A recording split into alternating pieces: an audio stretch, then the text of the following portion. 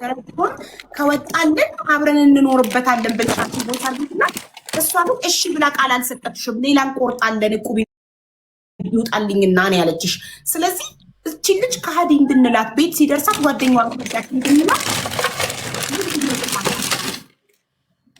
አንቺ በራስሽ በመሰለኝ አብረን እንኖርበታለን በመሰለኝ አይደለም ታዩ እዚህ ጋር እኮ በሪከርድኛ ብዙ ጊዜ ቮይስ ዋትስአፕ እንትን ስለሚላ በቮይስ አናወራም በሪከርድ በእንትን በኢሞ ነው የምናወራው ግን ሆነ የዛኔ ስናወራ በኢሞ ብላሻለች በኢሞ ኮል ስታወሩ አብረን እንኖርበታለን ለሚለው እሺ ብላ መልስ ሰጣሻለች በኢሞ ቤቱ ብቻ ይድረሰን እኔን ከቤት ኪራይ ብወጣ አንቺን ከአረባ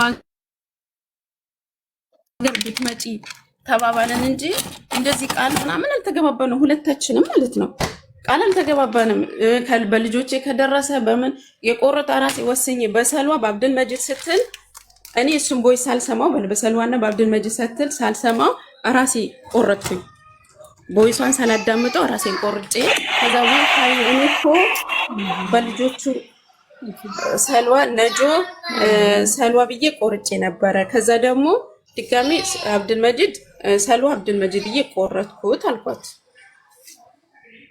እሺ ያለችኝ እሺ ያለችኝ በልጆቿ እሺ ብሩ የሀያት አይደል አንቺ ብር የለኝም ብለሻል በዛ ሰዓት ብሩ የሀያት ስሙ የልጆቿ ቁጥሩ ብቻ ስልክ ስሙ ልጆቿ ብር ደግሞ እኔ አበድሪኝ እሷ ጋር ስላለኝ አበድሪኝ ለማለት ብር አለሽ ወይ ብዬ ጠየኳት እዚህ ጋር ብር አለሽ ወይ ብዬ ጠየኳት 2000 ብር ነጃት ሀቢብቲ ለማለት በማለት ይሄንን ካልተናገርሽው እዚህ ስር ያለውን ተናግረሽ ካላወጣሽው ታው ሊያውቅ አይችልም አበድሪኝ ለማለት አስቤ ነበረ በማሰብ በማለት የለም ካለች ልበደር ነበር ከዛ አለኝ አለች ስላላት አስገባች ባይኖራት ሌላ ታሪክ ነበር ባይኖራት ኖሮ አንቺ ከሌላ ሰው ተበድረሽ ታስገቢ ነበር ስላላት አስገባች እኔ ብር የለኝም አንቺ አብለሽ አልሻት ቁረጪልኝ ስትልሽ ሐሳቡን ይዛ መጣች አንቺ ጋር ቁረጪልኝ አለችሽ አካውንት ነምበር ተቀብለሽ ሰጥተሻል ራሷ ብሯን አስገባች ደረሰኝ ላከች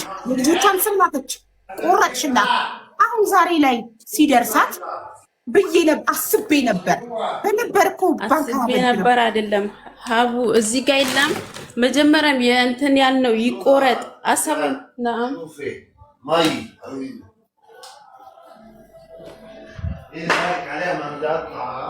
ግን ይሄ ብር የተባለ ነገር ቤት የተባለ ነገር አፈሪ ብላማዬ ትሙት ሀብት ሰውን ያባላል አይደለም ጓደኛና ጓደኛ ቤተሰብና ቤተሰብም ይባላል ለገንዘብ ለቤት ለሀብት ለንብረት ያሳዝናል በጣም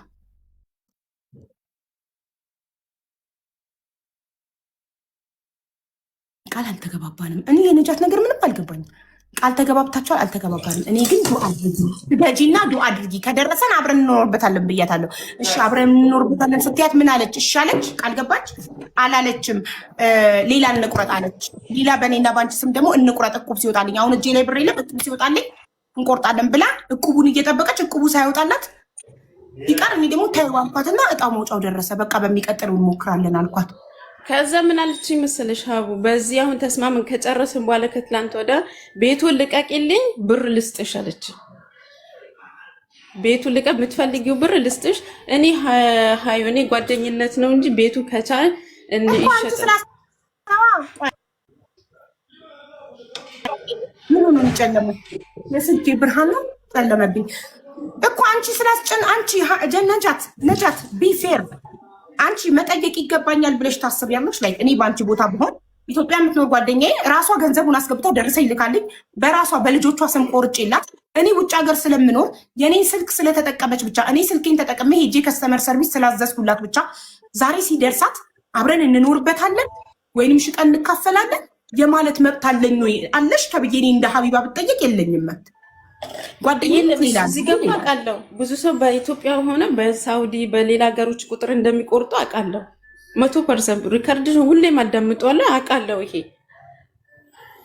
በሰው ሀገር እንደሚቆርጡ ምን እንደሚሉ ሁሉም ነገር አውቃለሁ ግን ደግሞ እኔ በዛ የቆረጥኩላት ይሄው ተበላው ስትል ምን ስትል ቆረጥኩኝ በቃ ከደረሰ በሁለት ስትለኝ ይሄኛውን ሞክር አልኳት አልተሳካም ይቀር አሎ አንዴ ማሪ አሎ ማን ልበል?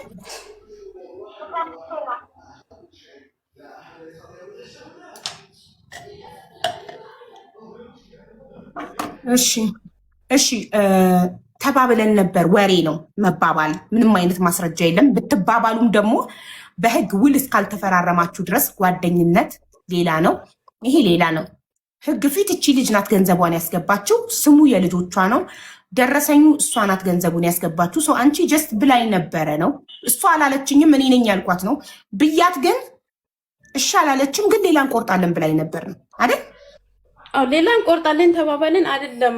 ይሄኛው ይድረሰንና የዚህ ወጣይ እንትኔን እንሞክር፣ የዚህ ጣይን እንሞክረው፣ ከዛ በኋላ እንሞክር አለ እኮ ሪከርዱ ላይ የዚህ የሚወጣልኝ አይወጣልኝ አላውቅም። ቆርጬ ስለማላውቅ የዚህ እድሌ አለ እሱ ሪከርድ ላይ እድሌ ልሞክረውና ከዛ ደግሞ ልክፈታውና ህዝቡ ይስማ። ለምን ውድብድ ያለ ነገር ስለሆነ የምታወሪ ልክፈታው። እንደዛ ተባባላችሁበት። የላከችልኝ 4 እና 4 ቮይሶች ብቻ ናቸው። እነዚህን 4 ቮይሶች ስሙና እናንተ ፍረዱ። የሚገባ ነገር ካለው እዚህ ጋር የሚዋደድ ሰው እኮ ውስጥ ለውስጥ ይገናኛል። ታውቂያለሽ፣ የሚዋደድ ሰው ውስጥ ለውስጥ ይገናኛል የሚለው ምን ላይ ነው? እንትና እንቁረጥ ድጋሚ እንቁረጥ የሚለው ነጃት ለሀያት ሰግደሽ ዱአ አድርጊና ከደረሰን አብረን እንኖርበታለን ስትላት፣ አይ ሌላ እንቆርጣለን በእኔና በአንቺ ስም ነጁ ሀዩ ብለን ሌላ እንቆርጣለን ስትላት፣ አይገርምም? እኔም እያሰብኩ ነበር ስል የሚዋደድ ሰው እኮ አንድ አይነት ነው ሀሳብ ነው የሚያስበው ተባባሉ። እሺ ይሄ ምንድን ነው የሚያሳየው? ማሰባቸውን ለመቁረጥ ነው የሚያሳየው። ይሄ ምን ማስረጃ ነው? ይሄ የሚያሳየው ለመቁረጥ ማሰባቸውና አለመቁረጣቸውን። ሁለተኛውን እሷ እቁብ ሳይወጣላት ቀርቶ አልቆረጡም ስለነበር ነው የምታወራው፣ በነበር ነው የምታወራው ነጃት። እኔ ደግሞ እየጠየኳት ያለሁት ይህንን ትኬት የተቆረጠበት ብር የማን ነው? የዚህኛው እድሌ ልሞክረው ብያታለሁ። የዚህኛው እድሌ ልሞክረውና መጨረሻ ላይ ሌላ እንቆርጣለን አልኳት። ከታች አለ በሪከርዱ ላይ ማለት ነው። ይሄኛው እኔ ቆርጬ ስለማለት የእሷ ሆኖ እሺ ነጃት፣ ብሩ የእሷ ሆኖ ስሙ የልጆቿ ሆኖ ይሄኛው እድሌ ልሞክረው ማለት ራስ ወዳድነት አይሆንም?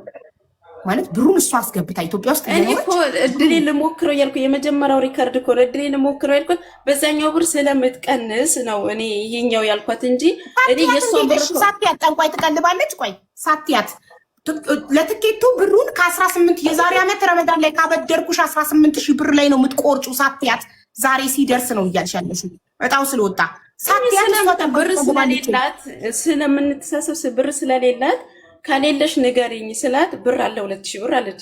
እሺ አስገቢ በቃ አልኳት። እኔ 2,000 ብር አለሽ ወይ ስትያት የለም ካለችኝ ሌላ ልበደር ነው። እኔ አላለችሽማ አለ አለችሻ።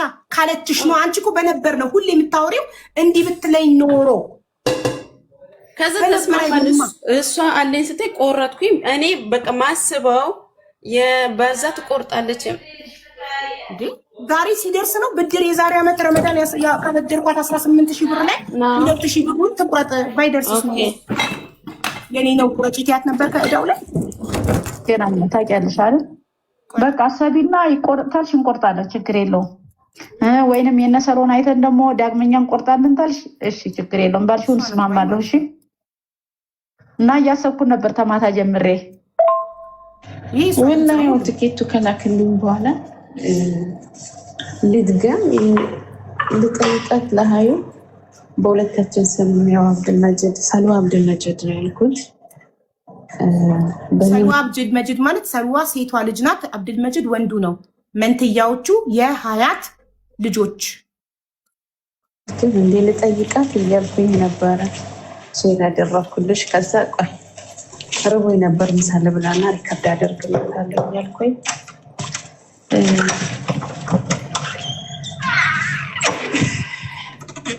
በቃ እንደግማ ላይ ከደረሰ ደስ ይለኛል። ብቻ እኔ እጣ ቆርጬ አላውቅም፣ ከዚህ በፊትም አላውቅም። እድሌ አለሁ አለም። በቃ እሺ እንቁረጠው፣ እድላችንን እንሞክረው። በቀጣይም እንሞክራለን በሌላ ሰው ማለት ነው። ኢንሻላህ ይሄ ሁለቱንም ይወጣልናል። ከዛ ደግሞ ቀጣይ እንቆርጣለን። ሁለቱንም ማለት አንድን የተቆረጠው ገና ሁለተኛ እቁብ ሲወጣላት ሀያት ልትቆርጥ ማለት ነው። ሊቆርጡ በሁለታቸው ስም ሊቆርጡ ሁለተኛ ላፍቃድ አላህ ይረዳናል። ወይኔ ቤቱን ቢደርሰን፣ ወይኔ ሀዩ ብቻ የተመኘሁት ቤቱን ቢደርሰን የሚለው ማነው? ነጃት ልክ እንደ ሁለታቸው አድርጋ ነው የምታወራው። ሀያት ግን እዚህ ጋር ምንም አይነት ምላሽ አልሰጠችም። እንቁረጥ ሌላ ሁለተኛ ነው የምትላት። ከቤት ኪራይ ብትወጪ አላሁ አክበር። እኔም አዲስ አበባ ነበረ ምገባው። አላህ ግን እዚህ ጋር ምን ያሴ ከቤት ኪራይ ብትወጪ አላሁ አክበር። እኔም አዲስ አበባ ገባ ነበር። ነጃት ቡታጀራ ነው የምትኖረው፣ ማለት ዱባይ ናት፣ ግን ባሏ ቡታጀራ ነው። ኦኬ ሀያት አዲስ አበባ ነው የምትኖረው፣ አለም ባንክ። ስለዚህ ከቤት ኪራይ ብትወጪ እኔም አዲስ አበባ ገባ ነበር ማለት ይሄ ቤት ቢደርስሽ እኔም አዲስ አበባ መጣ ነበር ነው አይደል? አንድ ቤት እንኖርበታለን ልትል ፈልጋም ሊሆን ይችላል። አደሞ ቅድም እንዳለችው ባሏን ይዛ ሴት ቤት ገብታ አብረው ሊኖሩ ማለት ነው። ይህን ብልሽ ሰላም ማሰግድ ከሆነ ሰናሰግድች ዱዓ አድርጊ፣ አላህ ለእኛ እንዲደርሳ ማለት ነው። ሰልዋና አብዱል መጂድ ነጆና ሀዩ ኢንሻአላህ። ውዴ ወዞቹ የሉም። እሺ እነዚህ ነው ከላይ ያገኘኋቸው ሶስቱ ቮይሶች። እነዚህ አራተኛው እሷ ውዴ ቮይሶቹ የሉም የሚለው ነው። ሶስቱ ቮይስ ነው። እነዚህ ሶስቱ ቮይስ ደግሞ የሚያሳዩት ምንድነው? እሷ አንድ የሀያትን ቮይስ የላከችልኝ የለም። እኔ የሀያትን ነበር ላኪ ያልኳት፣ እሷ ግን የራሷን ነው የላከችው። የራሷ ምን ያለቻትን ሰግደሽ ዱዓ አድርጊና ከደረሰን አብረን እንኖርበታለን። በሰው ብር በሰው 2000 ብር እና በሰው እንትን ወስና እሷ ቀድማ አብረን እንኖርበታለን። ያቺ ደግሞ 2000 ብሩን አስገብታ ደረሰኝ የላከችው እሷ ናት። የልጆቿን ስም የላከችው እሷ ናት። ቁጥሩ ብቻ ነው የነጃት። ሼም ይዟት ጸጥ ነው ያለችው። እሺም ብላ ቃል አልገባችም። ምንም እሺ ብላለች ወይ አላለችም። ምን አለች? ሌላ እንቁረጥ እንጨምር አለች። ቁብ ሲወጣልኝ እንጨምር ነጁና ሀዩ ብለን። ሀያት ኔትወርክ እምቢ አላት። አለም ባንክ ናት። በቀጥታ እየደወልኩ ነው እያገኘኋትም ያለሁት እንጂ እየጻፈች እያስገባናት እየከሰከሳት ነው።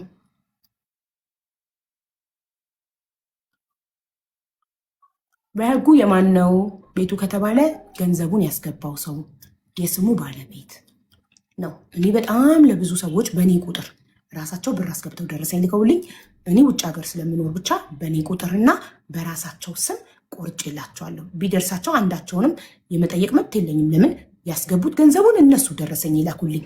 ልክ ሀያት ለነጃት አስገብታ ደረሰኝ እንደላከችው እነሱ አስገብተው ልከውልኝ እነሱ ስምና ደረሰኝ ልከውልኝ እኔ ቁጥሬን ብቻ በቁጥሬ ብቻ ውለታ ስለዋልኩላቸው የኔ ነው ማለት ይቻላል። ልክ እንደ ትናንትና እንደ ወይንሸትና ሚሚ ማለት ነው። በሚሚ ቁጥር የወይንሸት እናት ስም የወይንሸት ደረሰኝ ገንዘቡን ያስገባችው ወይንሸት ስሙ የወይንሸት እናት ቁጥሩ ብቻ የሚሚ ስለሆነ ነው ሚሚ ታካፍለኝ ብላ የነበረው። ግን ወይንሸት ሀቋ ወጣላት የእሷ እንደሆነ። ለምን ብሩ ላቧ የእሷ ብር እንደሆነ። አሁንም ብሩን ያስገባችው ሀያት ናት። ግን ነጃት የዛሬ ዓመት ረመዳን ያበደርኳት 18,000 ብር ስላለ ከዛ ላይ አንስታ ትከፍላለች ብዬ አስቤ ነው። እንደዛ ከሆነ ለምን የልጆቿን ስም ተጠቀምሽ? ለምን በልጆቿ ስም አረግሽው? የኔ ብር ነው ብለሽ ካሰብሽ አስቤ በነበር ከሆነ ለምን የራስሽን ስም አላረግሽም?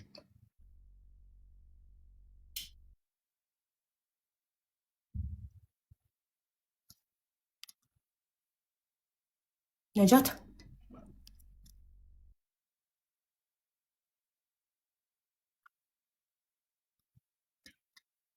አባት ነው። አይ ቤት ያባላል ሰው እኮ።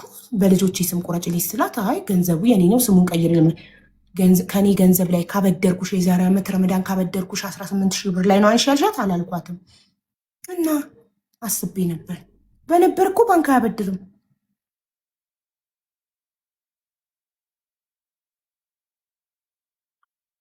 ራሷ አመነች። ምን መረጃ? ራሷ ነጃት ላይቭ ሪከርዱ አለ።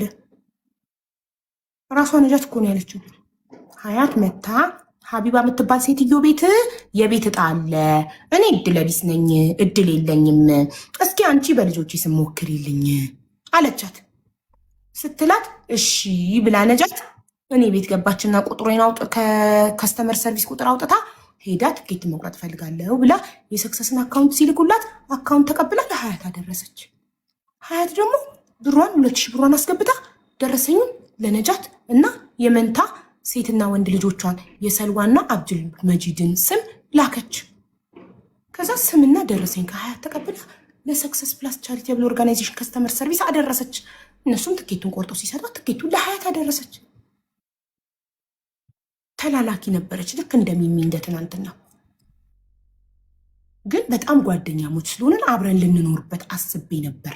ማነው ሀሳብ? ነጃት እና የ8 ዓመት ጓደኛሞች ናቸው። ሀያት ባሏ እርጉዝ እያለች መንታ እርጉዞ እያለች ጥሏት ስለሄደ ልጆች ብቻዋን ስለምታሳድግ ችግረኛ ስለሆነች 18 ሺህ ብር አበደራት ነበረ። ነጃት ዱባይ የምትኖረው ለኢትዮጵያ ለምትኖረው ለሀያት 18 ሺህ ብር አበደራት ነበር። ስለዚህ የዛሬ ዓመት ረመዳን ካበደርኳት 18 ሺህ ብር ላይ አንስታ 2 ሺህ ብር ከታለች ብዬ አስቤ ነበረ። እንደዛ አሰብኩ። ቁረጪልኝ ብላ መታ ከአንቺ ብር ላይ የምታደርገውና እጣው ያንቺ የሚሆነው እንዴት ነው? ሀው ቁረጪልኝ ብላ የመጣችው እሷ። ሀቢባ የምትባል ሴትዮ ቤት እጣ አለ ብላ የመጣችው እሷ። እጣውን ሰምታ ወደ አንቺ የመጣችው እሷ። ኢትዮጵያ ውስጥ ስለምትኖር በኢትዮጵያ ቁጥር ስለማይቻል ቁረጪልኝ ብላ የመጣችው እሷ። የልጆቿን ስም የላከችው እሷ። ደረሰኝ ለአንቺ የላከችው እሷ። ይህ ሁሉ ነገር ሆኖ ሳለ አንቺ የመጠየቅ መብት ያለሽ 18 ሺህ ብርሽን ነው፣ ብድርሽን። የት ሄደች ነጃት? ሴት ጓደኛሞች ጓደኛ ስትሆኑ ፍትሉና ለቅጥ የሆነ ነገር ሲመጣ እንደዚህ በቃ። አሁን ባለ 3 መኝታ ቤት ኮንዶሚኒየም የ8 ዓመት ጓደኛሞችን ለያየ። ልክ እንደሚሚና እንደ ወይንሸት። የሰው ልጅ ማንነቱ የምታውቁት ሲያገኝ ነው፣ የሆነ ነገር ሲመጣ ነው። የጓደኛ ምንነት የምታውቁት የሆነ ነገር ስታገኙ ነው። በህይወታችሁ ቤት፣ መኪና፣ ሀብት ንብረት ስታገኙ የጓደኛ ምንነት ታውቃላችሁ። እኩል ድሃ ከሆናችሁማ ምንም አትጣሉ፣ መፍ ነው የምትሉት። ልክ አንዱ ቀድሞ የሆነ እድል ካገኘ፣ አንዱ ቀድሞ ዲቪ ከደረሰው፣ አንዱ ቀድሞ የሆነ ነገር ካገኘ በቃ መከራ ነው።